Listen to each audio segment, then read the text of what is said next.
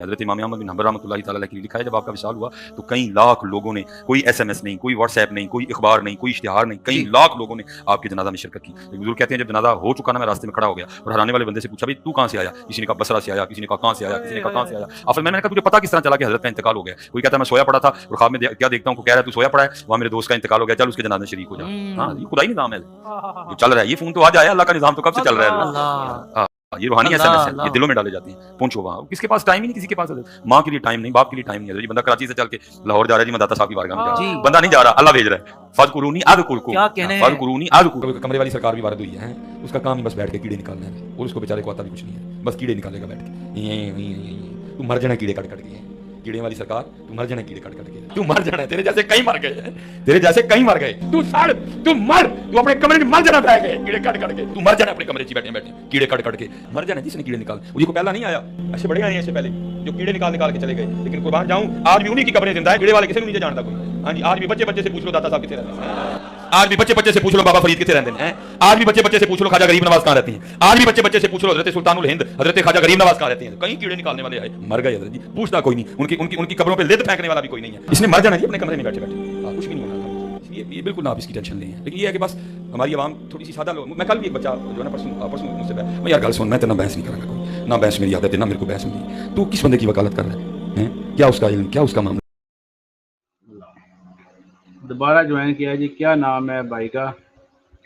جی السلام علیکم علی بھائی. جی السلام علیکم علی بھائی. مبین بھائی کہاں سے آپ؟ جی میں نائجیریا سے بات کر رہا ہوں. جی جی کریں بات. جی علی بھائی، میرا ایک سوال تھا آپ سے کہ جیسے آپ کا جو پورا کا پورا ویڈیو میں یا پورا مسئلہ جو آپ کا کھڑا ہے وہ ڈاکٹرائن ہی آپ کا یہی ہے کہ جیسے جو کرامت نبی سے نہیں ہوا وہ صحابہ سے نہیں ہو سکتا، وہ جو صحابہ سے نہیں ہوا وہ کسی اولیاء سے کیسے ہو سکتا ہے. تو جو سیدہ مریم علیہ السلام کا جو کہانی ہم لوگ سنتے ہیں کہ ان کے لیے آسمان سے پھل اترتا تھا، تو وہ تو زکریا علیہ السلام کے لیے تو نہیں اترا تھا پھل. وہ تو زکریا علیہ السلام ان سے انسپائر ہو کر کے جا کر کے پھر اپنے محراب میں دعا کیے تھے. تو یہ اس کو کانٹرڈکٹ نہیں کرتا ہے؟ بالکل کانٹرڈکٹ نہیں کرتا. آپ سیدہ مریم تو پرسنالٹی جو ہے وہ عیسیٰ علیہ السلام کی والدہ ہے، وہ پیغمبر کے ساتھ جڑی ہوئی پرسنالٹی ہیں. آپ مثال پیش کریں گے ادر دین پیغمبر کی، پھر ہم آپ سے اگلی بات کریں گے. سیدہ مریم کو جو ساری فضیلت ملی ہے نا، وہ حضرت عیسیٰ ابن مریم کی وجہ سے ملی ہوئی ہے، کیونکہ انہوں نے ان کی والدہ بننا تھا. اسی طریقے سے موسیٰ علیہ السلام کی جو والدہ ہیں ان کو جو فضیلت ملی ہوئی ہے وہ موسیٰ علیہ السلام کی وجہ سے ہے.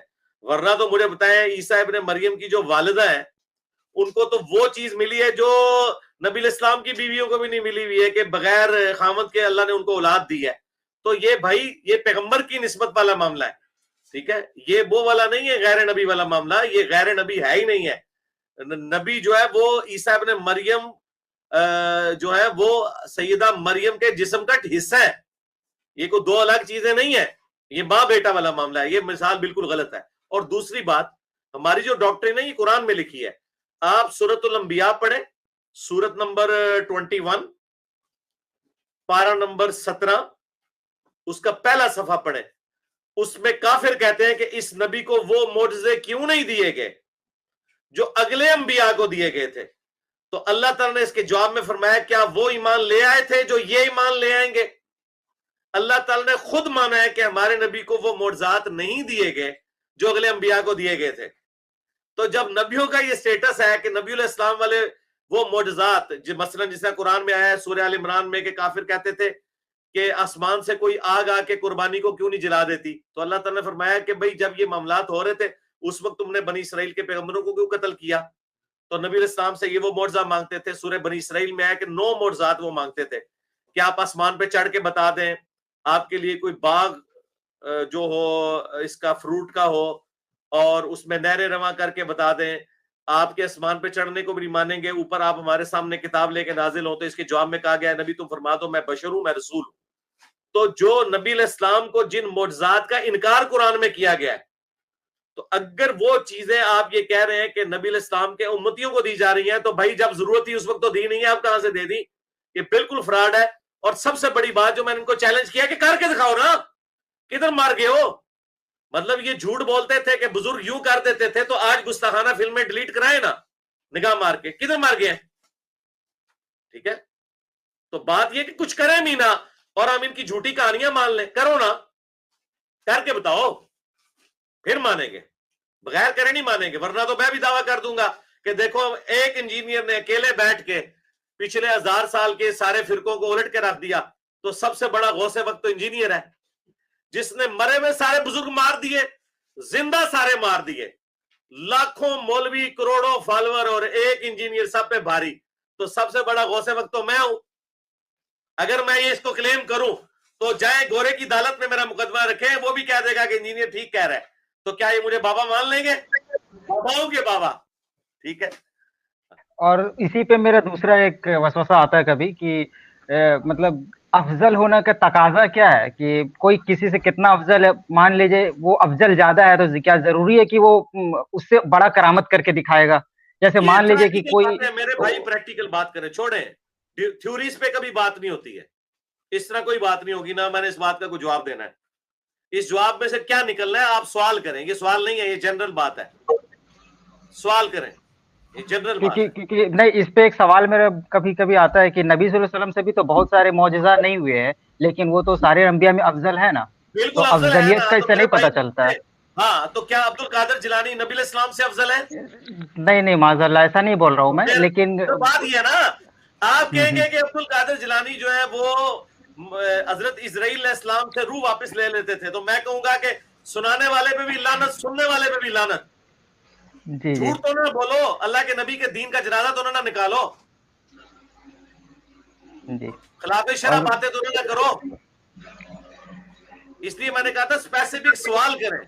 مطلب ہمیں یہ جو کرامتیں بتا رہے ہیں یہ کرامتیں نہیں ہیں, یہ جھوٹ ہے اور دین کا مذاق ہے.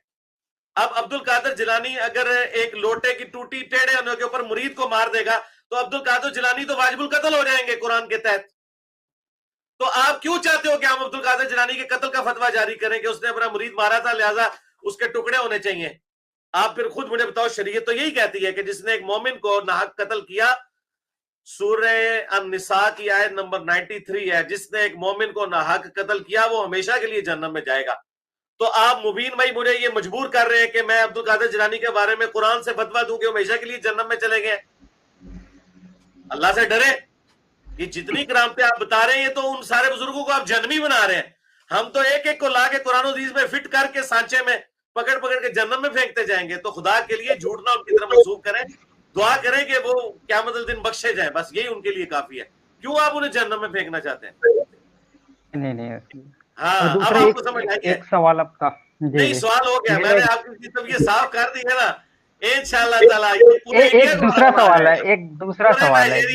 آ جائے گا, ٹھیک ہو گیا, بس ٹھیک ہے, بہت ہے میرے بھائی, جتنا کر دیا ہو گیا. آپ کا سوال ہو ٹھیک ہے, گیا.